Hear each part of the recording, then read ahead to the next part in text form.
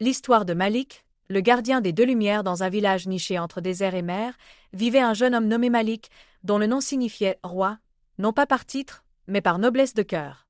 Malik était orphelin. Ses parents, pieux et aimants, avaient disparu lors d'un voyage vers la Mecque. Il ne lui restait qu'un Coran, usé mais précieux, et une prière que sa mère lui avait enseignée. Ya Rab, fais de moi une lumière dans l'obscurité. Chaque matin, Malik se levait avant l'aube, récitant la sourate Al-Fajr, espérant que la lumière divine guiderait ses pas. Le village de Kamar était paisible, mais rongé par l'oubli. Les jeunes fuyaient vers les villes, les anciens se taisaient, et les mosquées se vidaient. Malik, pourtant, rêvait d'un renouveau.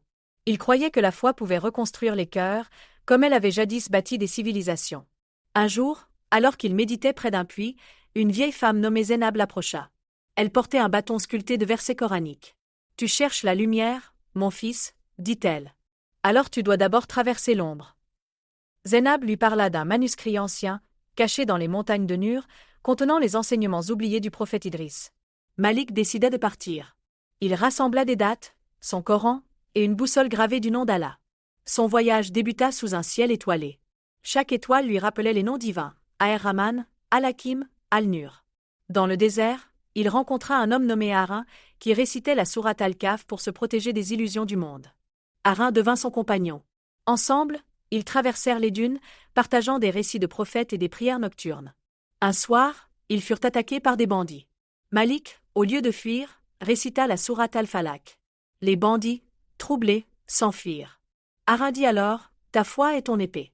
Mais souviens-toi, même l'épée doit être guidée par la sagesse. » Arrivés aux montagnes de Nur, ils découvrirent une grotte scellée par des symboles coraniques. Malik récita la sourate Al-Baqara, et la grotte s'ouvrit lentement, révélant un manuscrit doré.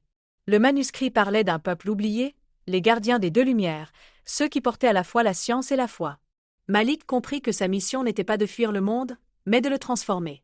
Il retourna à Kamar, le cœur brûlant de certitude. Il commença à enseigner aux enfants les sourates, mais aussi l'histoire, la poésie et la justice. Les anciens, d'abord sceptiques, furent touchés par sa sincérité. Ils recommencèrent à prier à la mosquée. Malik Fonda Anakal, Dar Alnar. Chaque mur était orné de versets et de proverbes africains.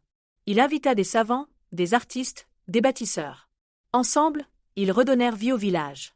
Un jour, un émissaire du roi arriva, intrigué par ce renouveau. Il demanda à Malik, « Quelle est ta source de pouvoir ?» Malik répondit, « Le Coran est mon guide, et mon peuple. »